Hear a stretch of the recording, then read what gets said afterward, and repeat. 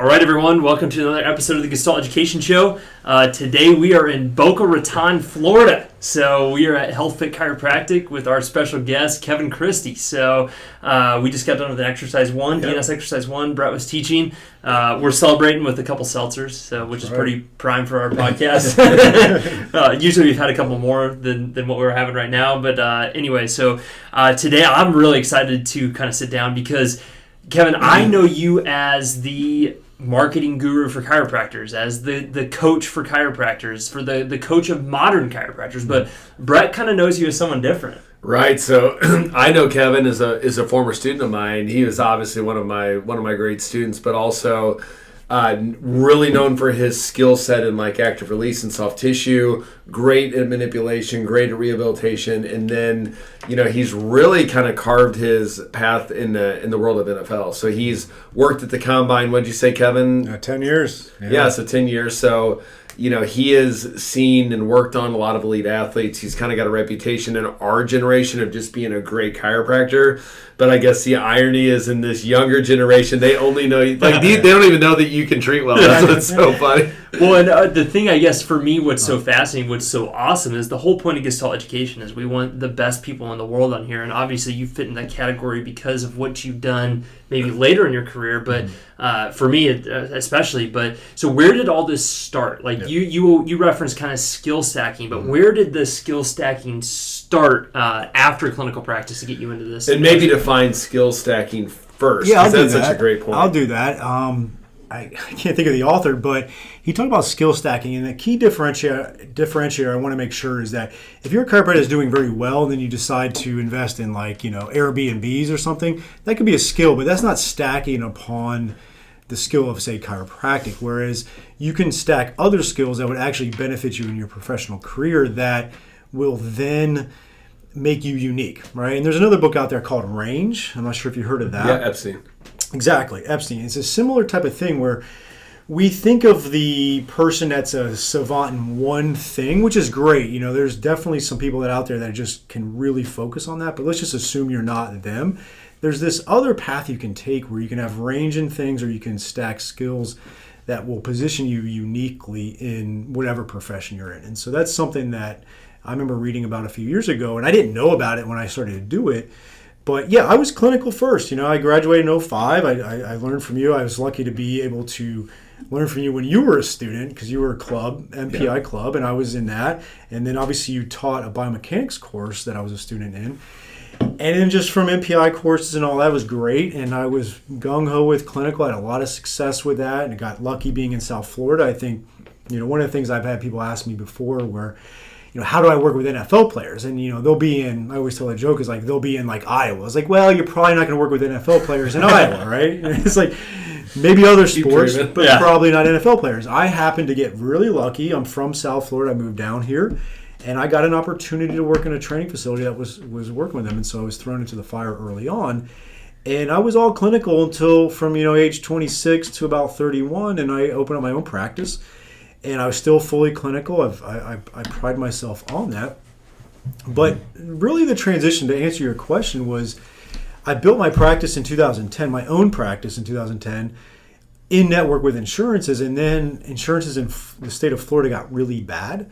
So I needed to figure out a way to go out of network and at the same time stay busy enough and have a business. So I had joined something called Strategic Coach, which was an entrepreneur coaching group, right? So that'll be my first skill that I really try to stack upon clinical, was how to have a business mindset. So it's not necessarily knowing the finances or the cash flow or investing in this or that. It's just actually having the mindset of an entrepreneur to where it may be scary to make this decision or open this practice or hire or change your practice from in-network to out-of-network. But you have the confidence and the mindset to do it because of what you're learning from the best entrepreneurs. So that was my next skill. And in that, they talked about, that was 2013. They talked a lot about strategic byproducts of being a member of that group. And one of them happened to be marketing. And I heard of a guy named Joe Polish who was a carpet cleaner. So it resonated with me because he was someone that had a carpet cleaning business that was failing, that he had to learn marketing, and he ended up turning his carpet cleaning into a successful business. And then he taught other carpet cleaners, and he taught other. What was the secret of what did he do? Yeah, he got really, really clear on his messaging, and he did a good job of educating people. He always called it education-based marketing. And then I was kind of formally trained under the Content Marketing Institute. So I think where chiropractors can bridge this gap of thinking marketing is a dirty word is if you think of yourself first as an educator in your community, and then you try to educate as many people as you can. That's actually marketing. That's content marketing, and it's an invisible form of marketing where your audience, your end user, your patient, whoever, does not feel like they're being marketed to. So I think that's the key concept of what I try to talk to chiropractors about. Chiropractors who are good at this, and I mean, it doesn't matter what you're selling. I feel like this is such a you are not pushing the potential customer, you're nudging them, and they don't realize it's happening. No.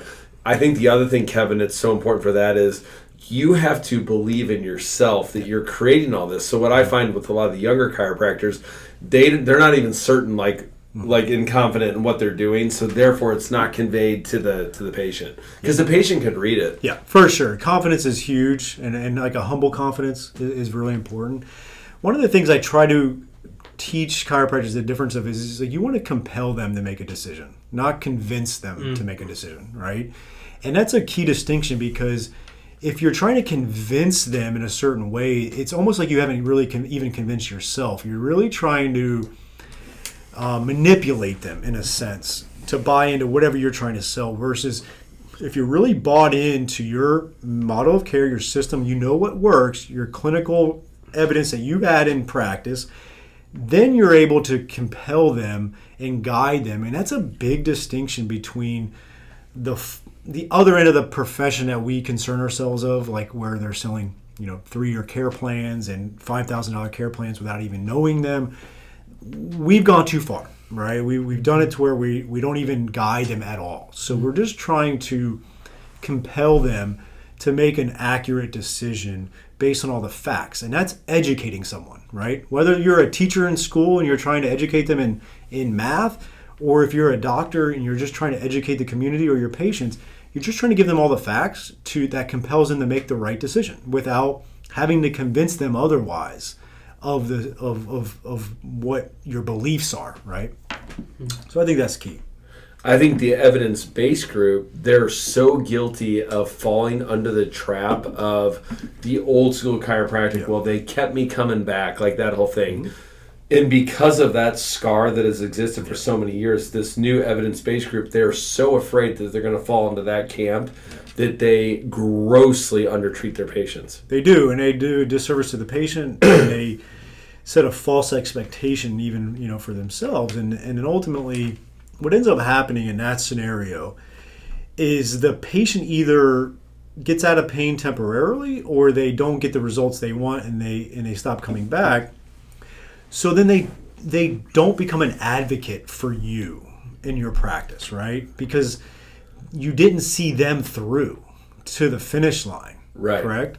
And I think that's a big missing component for a lot of chiropractors. And it's like a silent killer of their practice. What about, Kevin, so you're kind of describing like building raging fans, right? You want people that are literally shouting from the rooftops. Yeah. So you've, through modern chiropractic marketing, through the CSA, you've worked with so many chiropractors. What do you feel like is the one differentiator or the commonality between chiropractors that build those raging fans, those people that are like just blowing their practices, or the people that are maybe treating lots of patients but not getting the referrals and stuff? So let's just say clinical is the table stakes for entry, right? So everybody's fine clinically. Because if you're not fine clinically, that's going to be the problem. Sure. But let's just say that's the table stakes for this conversation, and everybody's good clinically.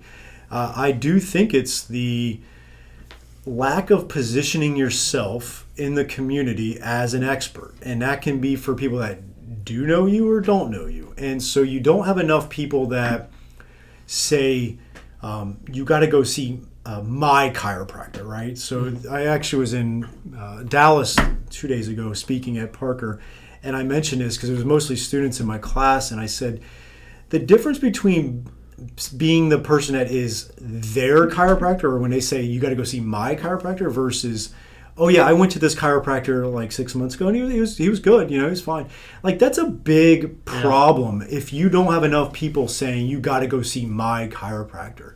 And to be able for them to do that, again, we're putting the clinical side, that's got to be there. You've got to form relationships with them in their communication, trust, right? Like we're not talking about going to have beers with your patients and stuff like that. That's fine, within reason. Within reason, right? Within reason.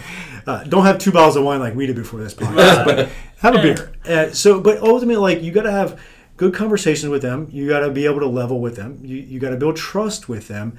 And again, you have to have conviction with what you're saying. Look them in the eye, have a good conversation with them. And I think if you do that, again, with the good clinical, that's where you'll have a lot of advocates. And I keep on using that word advocate because I just recently interviewed this guy, Joey Coleman, who wrote the book, Never Lose a Customer Again. But he's actually very knowledgeable about the chiropractic profession. Jay Greenstein, who I reference a lot, introduced me to him.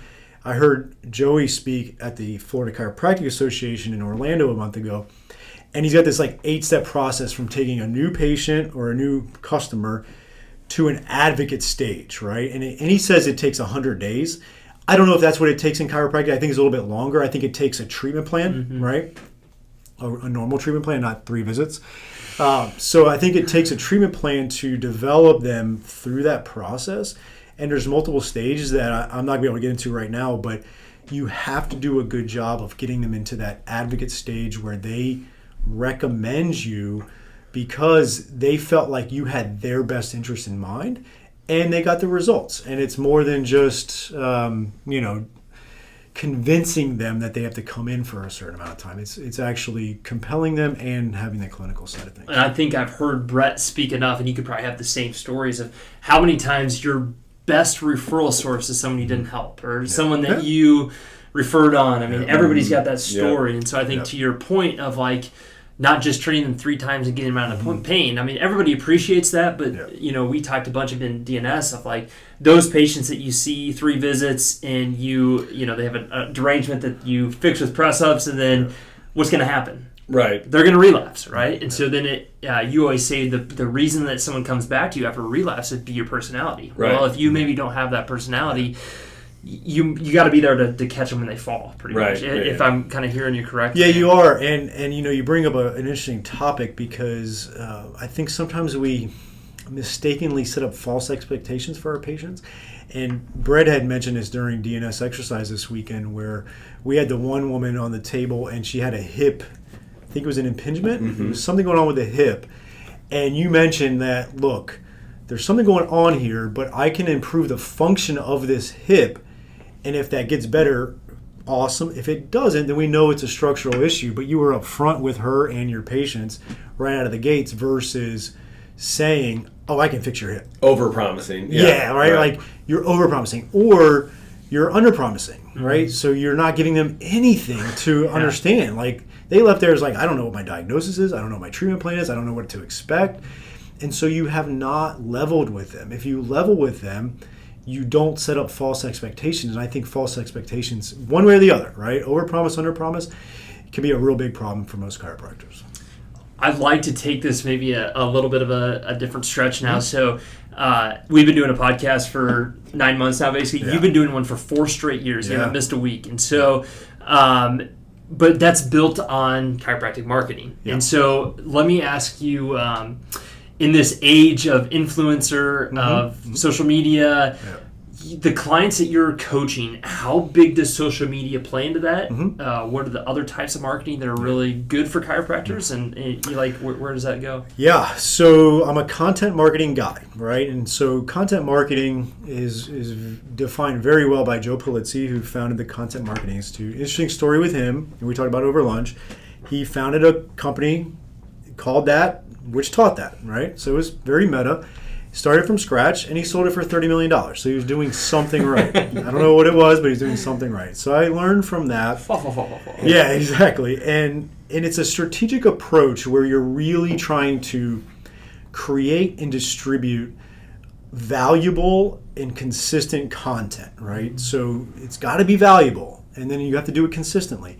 That's going to really attract and retain people or an audience, and that's going to drive profitable customer action. Like that, we're in a business. We hate to admit that as doctors, but we need to make a business out of it, right? Brett, you've got a very well-developed practice. If there was not revenue coming in, could you have the level of team you have right now? No. Okay. So if you didn't have the level of team you have right now, do you think your patients would suffer from that? Yes. Right? So if it was just you and it was just a front desk, do you think, and nothing against the chiropractors that are at that right now, but if you couldn't put this team around that you have, could you provide as much as you're around, right? And it takes money to do that. It doesn't mean you have to take pictures on Instagram with your Ferrari, right? But it just means you have to have margin. Like, I think we don't understand that term margin too much. And unfortunately, it's harder in chiropractic right now with some of the insurances to have margin where I talk to chiropractors that are actually busy, right? Like they're maxed out and they can't afford to hire. That's a tough situation. That means you have a margin problem. And that's a whole other topic, but you have to make a business out of this. And so I think really good marketing does that. And then I try to get to know the person. If I'm talking to them, it's like, are you a very extroverted, comfortable with attention, comfortable with getting out there, comfortable with public speaking, comfortable with posting, and you want to blow up your Instagram? It's going to really serve you well, right? Like there's some doctors out there that are doing really good on these platforms because they are comfortable with them. But I don't do that, right? Like I'm an introvert by nature. I'm kind of that ambivert they talk about where it's like I can talk, I can put on a show and everything, but it wears me out after a certain while. So you'll find me in a corner afterwards, right? Given a choice, you'd rather be by yourself. That's how I know I'm an introvert. Yeah, exactly. Like I'd rather be reading a book and out in the backyard and doing that. So, but with that said, is like you got to know where you're at, right? Just like you got to know where the patient's at, you got to know where you're at, where marketing is. And I've done a good job of marketing, knowing and having self-awareness that I'm not going to be that person on TikTok and Instagram much. But what I'm going to do, what I'm very comfortable with doing is educating and getting out there and putting a lot of information out there that people can digest. And then inherently they will, like I'll position myself well enough to where they say, okay, well, he must know what he's talking about because he's consistently putting out content. And so to answer your question, social media is important. It can be done very differently, right? And all social media is actually a distribution channel for your educational content, in my mind. Now, you could run ads on it, a traditional ad, right? Like just where you're promoting something, that's fine. You can sprinkle that in. But you got to look at yourself as providing value, and the reciprocity will come from that. It sounds like content marketing is more of like a little bit of a long game. It's kind of like farming a little bit. Like you're putting information out, and your return on investment might not be tomorrow, but you're basically like building like this brand, if you will, to where like the next time this potential customer consumer would need that service, they're going to know to come to you. Versus like some like of the the more of the traditional chiropractic marketing is like trying to get them in like right now, like for what you just described is the difference between a strategy and a tactic. Okay, and I remember when I spoke at Parker Vegas, Bill Morgan interviewed me afterwards, and we talked about typically the tactics are like a sugar high, right? Where it's like a short spurt and it's going to fall down. And so too many chiropractors are doing tactics, and so that's why they're practices like that kind of peak and valley constantly, and never have that consistent sustainability and growth. And so if you apply a strategy, it's going to be a little bit long term, and you could sprinkle in some tactics for sure. There's nothing wrong with campaigns and strategies and tactics combined, but you need the bedrock of a strategy for long-term sustainability, right? And so for example, I started the Facebook group for Modern Chiropractic Marketing in July of 2016. I didn't make $1 off that till July of 2018 when Bobby and I launched CSA. So it took 2 years to monetize that, and it was just because I was just serving an audience for 2 years. I started the podcast in April of 2017 based off the Facebook group, and it just was like, I'm going to try to educate chiropractors, evidence-based or evidence-informed chiropractors, on the fact that marketing is not a dirty word. You can do it right. You can do it to where they don't feel like they're marketed to. You can grow your practice. There's nothing wrong with making a good living. You're a doctor. You went to school for 8 years. We don't have to have this poverty mindset. Mm-hmm. And so we really just started a lot with marketing. And then it's kind of morphed into, like with my collaboration with Bobby Mabey and CSA, and obviously he's with FTCA, has been also a business component, because it's almost hard to talk about marketing without business. It's hard to talk about business without marketing. It kind of flows with each other. And so we've done a lot to combine those two with that. Funny story, when we pulled into Boca Raton this weekend, I pulled up my Facebook page. You're going to love it. I scrolled down literally one scroll, and up pops a HealthFit Chiropractic ad for Facebook. So this is a hot topic right now, because social media is changing probably more in the last, say, 6 months than it has in the last 20 years. And so do you find yourself shying people away from the social media thing and more in toward the intangibles of an email list, of a good website, stuff like that? My wife is a marketing guru, and she always says, like, we don't own anything on social media. Yeah. Do you buy into that? Is that it's the smartest thing she's ever told you? I know. Yeah. There's owned land and there's rented land. Yeah. And so you really want to build your marketing on owned properties, right? Your website, your email, your physical mail. Those are three. A podcast is some people will say it's rented because it's like Apple or Spotify. But there's so many platforms you could run your podcast on. Your podcast is yours. So I count podcasts as an owned property. Mm-hmm. And so you want to build your house on owned land. Mm-hmm. Now, if you've built it on rented land, it's okay. It's not the end of the world. You just got to start doing things that get information from them to where they get transferred from a rented property to an owned property, okay? So that's a key distinction. And I talked about this in my talk yesterday with Parker, 2 days ago with Parker. I built my practice, HealthFit, with the hub and spoke model, which is the hub is my website. Like, it's really a living, breathing thing that generates a lot of content and a lot of referrals through Google. And then the spokes are like email, Google, social media. I mean, all the different ART website. We talked about it earlier. So those are spokes off that hub. Well, I built the MCM, or Modern Chiropractic Marketing, off of more of a podcast model, right? Mm-hmm. So the podcast is really the driver of my business, but also the Facebook group. So the podcast is owned and the Facebook group is rented, because they can change the dynamics anytime they want to. And so I've done everything I can to get people to the podcast, and then from the podcast to, say, email or whatever. And so if you're listening to this and you're on my email, yes, that's what I did to you. Well, I mean, that's a hidden agenda with Gestalt too. I mean, that's a part of it. We want people to be aware of our courses that we're having, this online stuff, and so the podcast is a great way to warm people up for that. Yes. No different than someone in your community. You need to warm them up to the idea of coming to see you. They don't see an ad for HealthFit Chiro and say, oh my God, this is exactly what I'm looking for. Let's go, right? I mean, there's a warming up process. But you'll see with a lot of those ads is I want to just make a key distinction, and I want to follow up what you said, is that there's a difference between an ad on Facebook ads, and then there's a difference between paid content distribution through Facebook ads. And so we shoot a really well-developed 8 to 12-minute video on conditions that goes on to YouTube and all these other things, and it's directly uploaded to Facebook. And then it's geo-targeted, which is why you got it when you moved, or you came down here. You didn't get it when you were in Missouri. Miami, Or Miami, even. So there's a strategy around that, and we did it around different conditions, right? So we kind of looked at it as like, you know what? How many of our patients or the general population around my city know that I treat plantar fasciitis or Achilles tendonitis or shoulder impingement? A lot of times, chiropractors fail to realize, because we live in this bubble of chiropractors, and they think that, of course, everybody knows we treat TMD, or they even know what TMD is, right? Like, how many lay people know what TMD is? None. Yeah, none. How many know I got TMJ.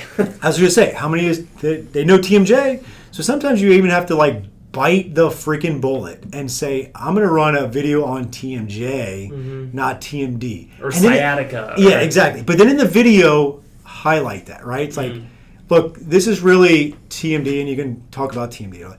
But obviously we hear about TMJ, so you got to speak to your audience, right? So just a little sidebar on that. But ultimately, we're trying to get videos or blogs, like basically educational content that's paid, because unfortunately with Facebook nowadays, you're just not going to get the free exposure anymore unless you're doing more like Facebook groups or you've got this just really large audience, which is hard as chiropractors now.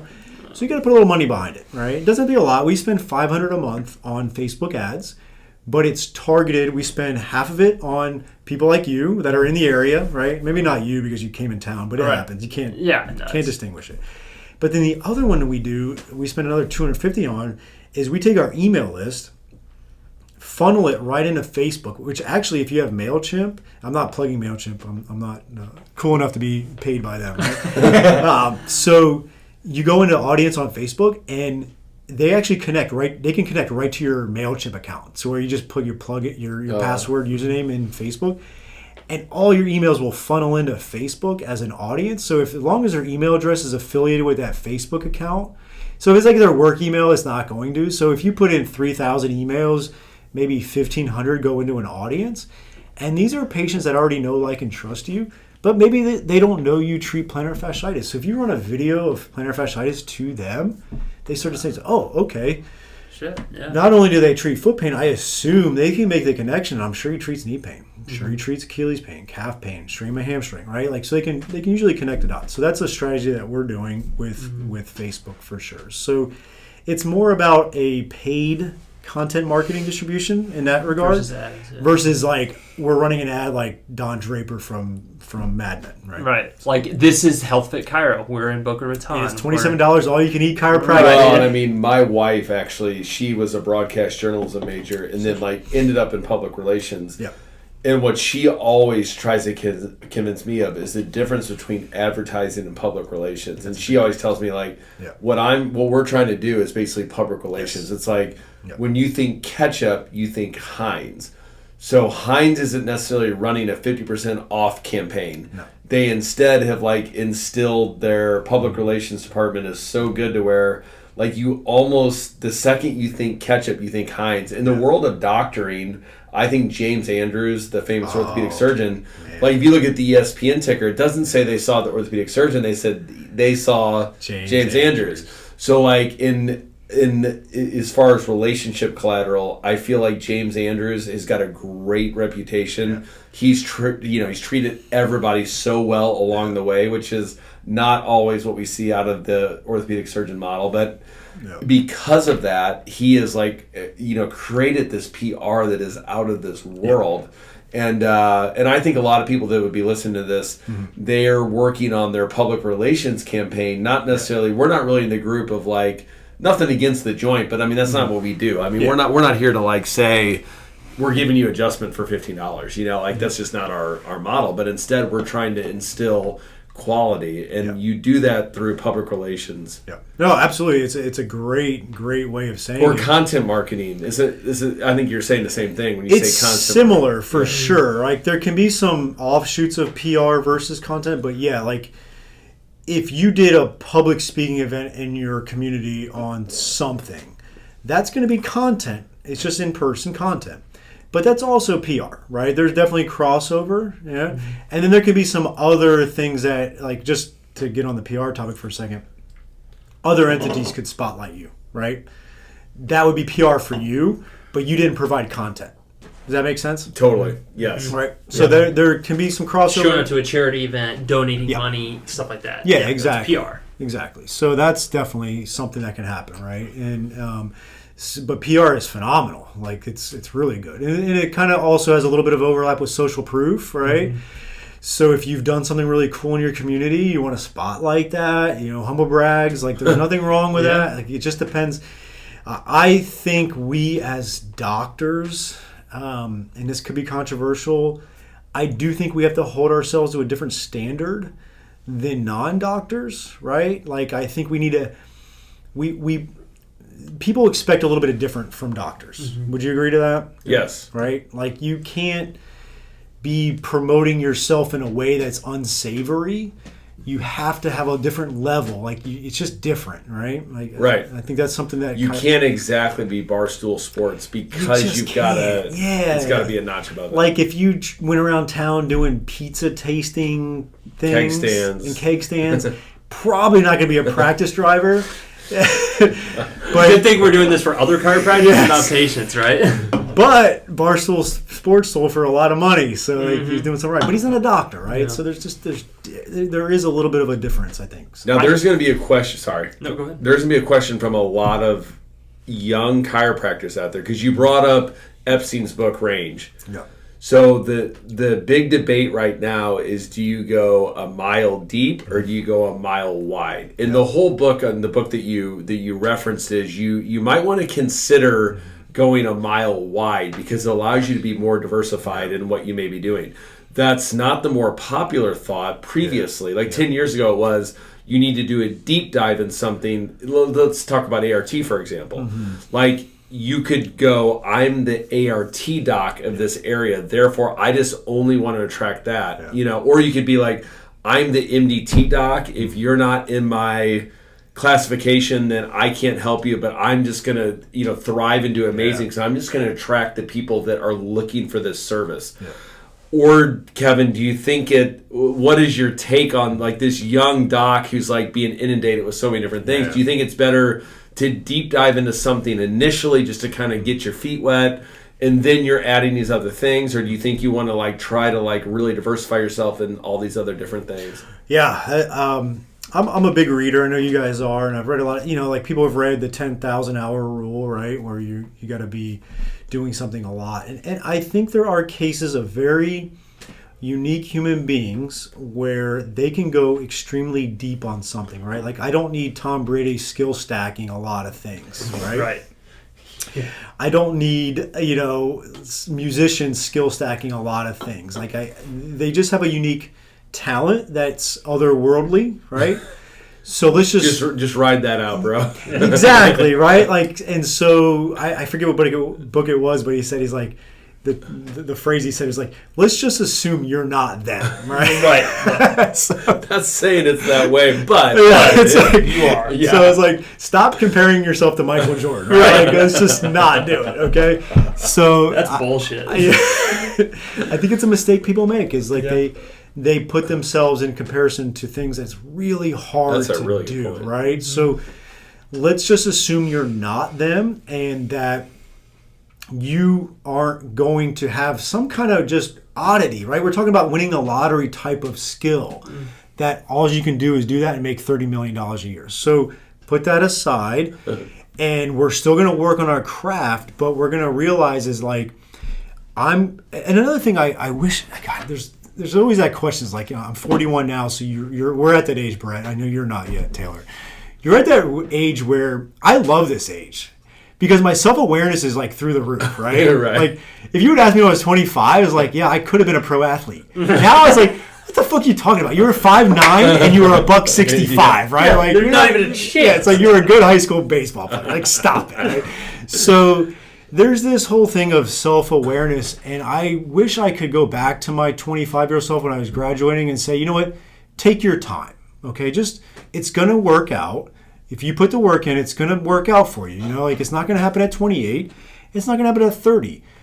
But the shit that I got done in the last 8 years is pretty cool because going back to the skill stack, was like I didn't put the cart before the horse. I got the clinical down enough. Like I was good. I'm like, I'm not you. I'm not like, I won't claim to be the greatest clinician, but I was very effective to work with enough pro athletes that where I did that really, really hard for 6 years, and then I kept up with it very well. But then when I opened up my own business, I realized I had a shortcoming with business, so I joined Strategic Coach. Then I realized I had a shortcoming with marketing, so I did that. Then I realized I had a shortcoming with communication, and my actual solution for my communication issue was to jump into podcasting, which sounds crazy, right? Because force you into. Yeah, it forced me into it because a lot of people would say, well, I'm not good at communication. Why would I do a podcast? I'm like, that doesn't make sense. You should be good at communication before you do a podcast. Well, there's a concept that Strategic Coach talks about as the 4 C's, which is you really got to make the commitment to do something. And then you have to have the courage to stick it out. And he uses this example. It's like the difference between the guy in war that goes into the bullets and the guy that runs away is courage. We all have fear, right? Like both those dudes had fear. I don't care if you're running into the fire or you're running away from it. There was fear involved, but one had courage. The other one, probably rightfully so, didn't. Right? Like, I'm not going to say I wasn't in the military. No different than a tough patient walking into your door. Do you shy away or do you... Yeah. Exactly, but it's like you have to have the courage to stick with the commitment, and then that develops a capability, right? And then if you stick with the capability long enough, you end up having confidence in it. So that's the 4 C's, and it becomes this perpetual cycle, right? Just like if you went into chiropractic school, you made the commitment because you knew you were going to spend a lot of money, and you had the courage to go through it, and you graduated, and now you had somewhat of a capability. And if you were good enough to stick with it, you end up with confidence, clinical confidence we talk about, right? So that's the 4 C's as a chiropractor, and then there was 4 C's with me trying to fix my communication issue, and that was the podcast. I made a commitment, and I had the courage to hit the record button like you guys have done, right? This is not easy. And then it became a capability, and now I feel pretty confident after 4 years. Like you talked about, it's been about 4 years. So I think if you apply that to wherever your struggle is currently, if you have the self-awareness, and so I know some of the people listening aren't in our 40s like you and I, Brett, where maybe self-awareness starts coming with age and you start to understand yourself. But if you can be honest with yourself and be patient with yourself and start to realize, like I think most chiropractors out there can, if they're honest with themselves, they can pinpoint the big domino that is holding them back from a thriving practice. Let's just put that. We won't talk about other things in life, but just from a thriving practice, they can usually be honest with themselves. They won't tell it to other people or whatever, but they can be honest with themselves. So if you can go head in with the 4 C's onto that one big domino, that could be the thing that starts that skill stack kind of trickle effect to where you look back and you're now 41 and you said, you know what? Thank God I did that.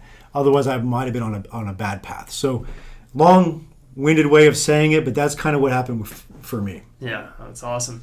I think, too, like just being open to something new is such a tough thing for chiropractors. It's tough for human beings. So, well, then what about... So you've been involved with modern chiropractic marketing, the CSA. I mean, you've basically been with the chiropractors. So then...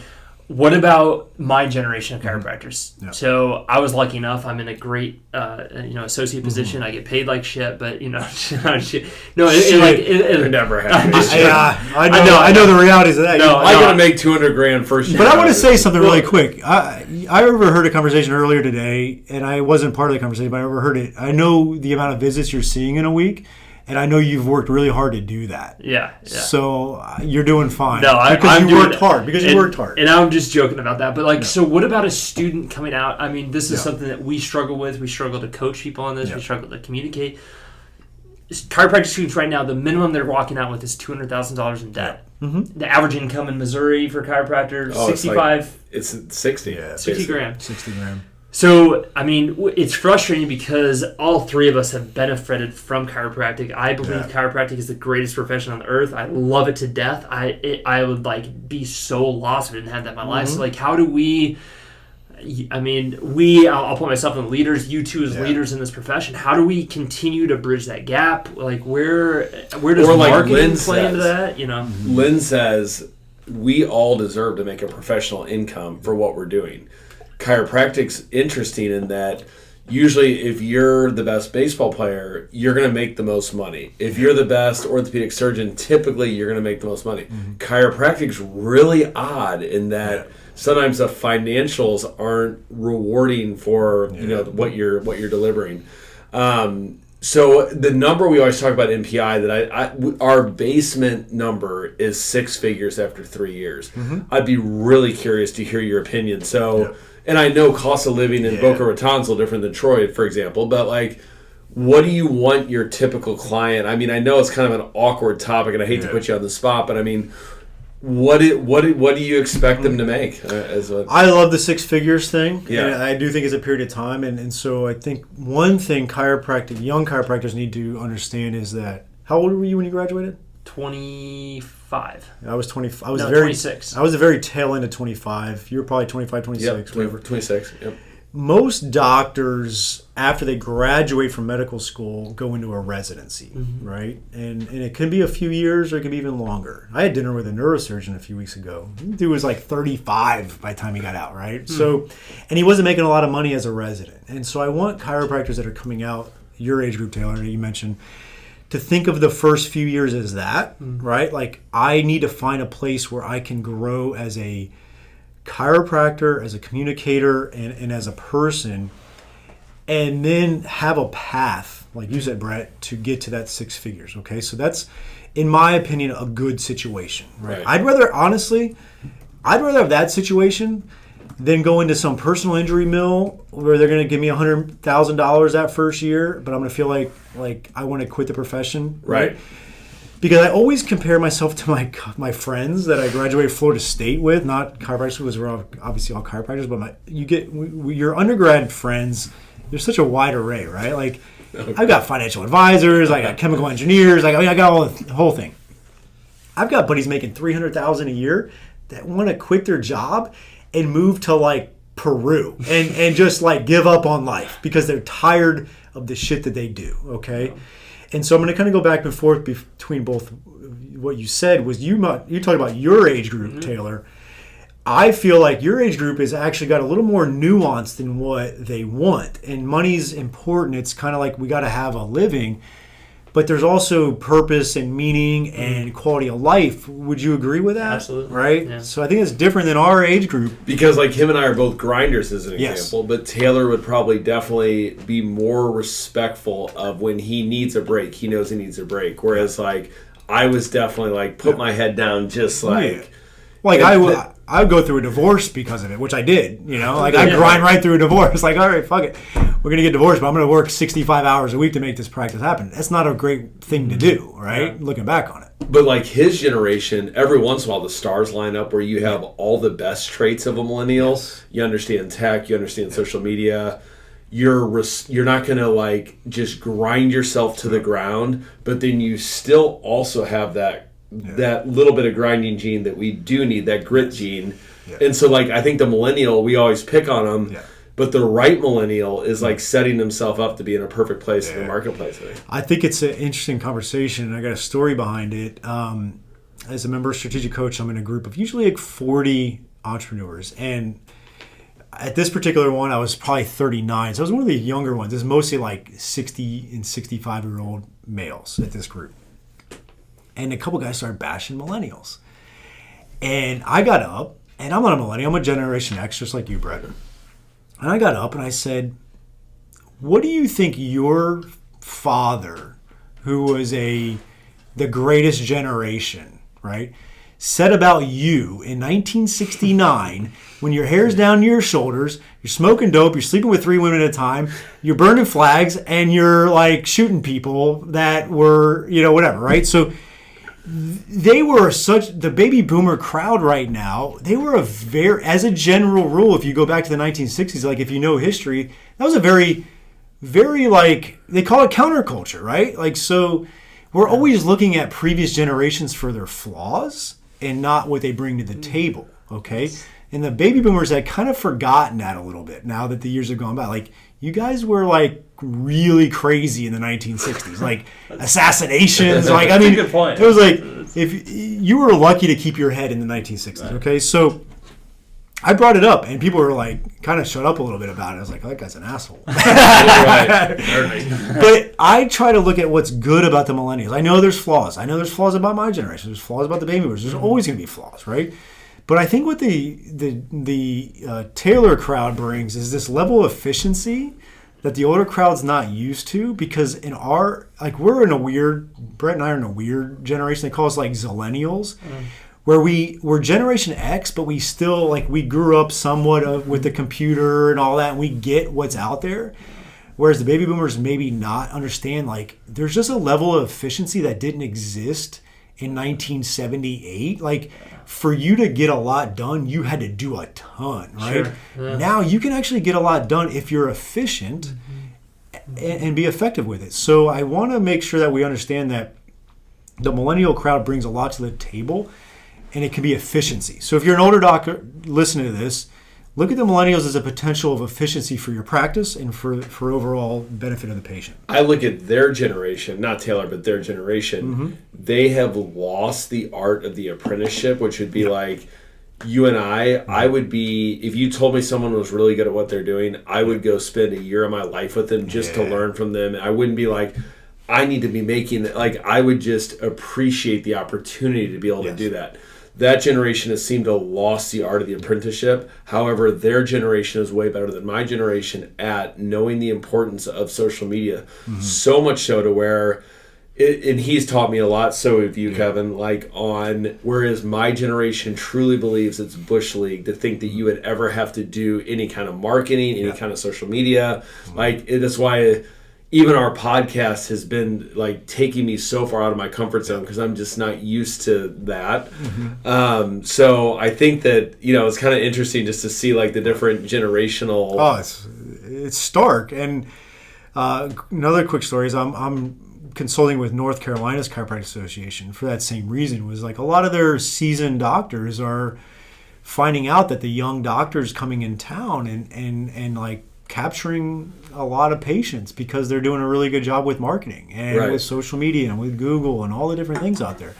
So they contracted me to like kind of help their chiropractors out with the basics of content marketing and implementing that because a lot of young chiropractors are doing a lot of great things. And I think we could all learn from that, no matter what generation you're from. Or like our generation, this is another example as far as stacking, if you will, for the theme of our conversation today. You know, my generation would never do online dating typically, but like now, I think it's like 25% of marriages now are from like an online dating site. So like now that's just normal, accepted, totally. So I think that's a good analogy of like the world's changing. So and I've had to eat a piece of humble pie as far as like the social media and like, you know, like this is not ridiculous to think that you're too good to market or you're too good to do social media or something like that. I got a funny one about that. So I'm 5'10". My wife's 5'9". I met my wife on a dating app. And I had gone to Cambodia on a trip, just like, I love history. Like I'm all. Oh, that looked good on paper. Yeah, it's great, right? Play guitar. So I had taken a picture with our tuk-tuk driver, which is like one of those guys that drives you around. Like my buddy and I were there. And I took a picture with the tuk-tuk driver. This guy was great. Like he knew everywhere we were at. Like he was awesome. So I took a picture with him. I look like a 6'5", wide-shouldered, V-lats, like this dude is a stud, right, compared to the Cambodian guy. And my wife's tall, and so I had put that picture on my profile. That's great marketing. That's great marketing. That's PR right there. I mean, that's amazing. So I just randomly selected that. Yeah. So at least I didn't put any 25-year-old pictures on there. Yeah, right. Flavor shot. Yeah. So show up the first date. Date goes great. Needless to say, we're married. After about 3 months of dating, she's like, you know, I thought you were a lot taller. I was like, really? She's like, yeah, you had that one picture with that. The only other person I put in the picture. But it mattered. But I didn't even think of it that way. No, It just was I had good hair that day. You know, like it looked good, so I took a picture. So it worked, right? But that's positioning 101. Yeah. So take a picture of the tuk-tuk driver, but. What I want to say about that too, because it's an interesting topic and it goes, it's multi-directional. So, what's the problem with online dating? How many? It's anonymous. So, let's go back. When you were single, hopefully your wife's not listening. How many dates could you get in a week? Like before, without social no media. social media, nothing, right? Like we were lucky to get a date in a month, right? Right. Yeah. You hope you ran into a person that you found somewhat attractive and you were going to date. One a month. You could have like 10 dates a week now, right? So you're like trying to find that needle in a haystack because you can go on all these dates. Right. And it's the same way with social media marketing if you're not careful because your end user, instead of it being the girl or the guy on the end of Bumble, it's the other person looking for something for their problem, but they're seeing so many options for what could solve their issue on social media. It's just this. It's a numbers game. It's a spray and pray. Eventually, you got to find somebody that you. It's a spray and pray. Right. So how do you cut through the clutter? Right. Yeah. You don't put yourself next to a Cambodian tuk-tuk driver in your chiropractic marketing. But you gotta cut through the clutter and be different. And honestly, the difference, in my opinion, with good marketing for chiropractors is providing immense value, right? And that's the differentiator, because all the other chiropractors are putting out crap on Facebook, and they're checking off the box. I did my social media marketing. I spent my $500. Boom, boom, boom. But they're just another one of the 25. They're not the 6'5", 5'10" guy with a Cambodian tuck driver like I was.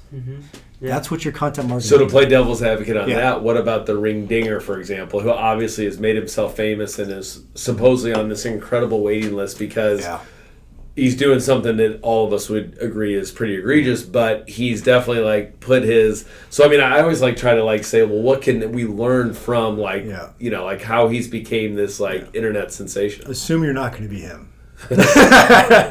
Right. You're not Tom Brady. Yeah, you're not Tom Brady. He's got a weird voice. He's not afraid to say anything he wants to say. It's extravagant. Like it's just out there, right? And so if you have a conscious as far as a provider, you're going to draw the line somewhere that's just not going to get there. Right. And so it's tough. I get it. You know, I get it. Like but it's a lesson on social media, I think, like to see like how powerful social media is. It is. Going all in, putting it all out there. Not caring about the I mean, because I'm sure he gets so much hate mail. I mean, you know what I mean? Like not caring about the end result. You know, like polarization is always a interesting topic with marketing because it works. But going back to what I said about before about being a doctor is you got to put yourself in a different position, and I don't like overtly polarization as a chiropractor. Long term, it's not a good. Long term is tough. Like now, if your point of view has supporting proof and evidence, and it goes against the grain, I'm okay with that.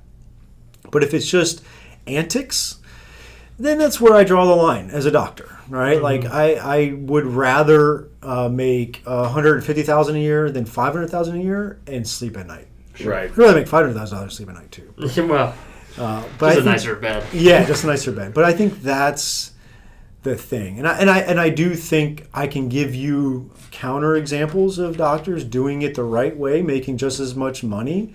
They're just not as flashy, right? Like, because you got to look at it, right? Like, the type of guy that's going to be the ring dinger is going to drive the Corvette that's got the ring dinger on the license plate and is going to let you know how long his wait list is, versus the clinician like you, Brett, that's not going to talk about those things. But we know you do fine. Like, your life's great, you know? Right. But you just have more substance around that. And Right. So I don't want people to think that the only way to drive a Corvette with your license plate that's got your name on it is to do that. Right.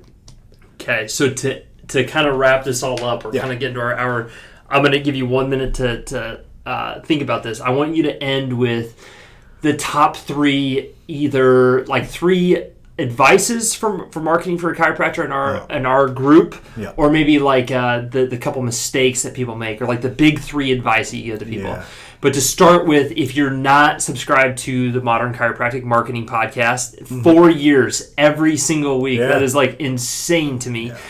So it provides amazing content. He does great just solo shows, and you have awesome guests. And then there was one episode that really stood out from all the others, but I won't. That's the one you were on. Brett might have been on one.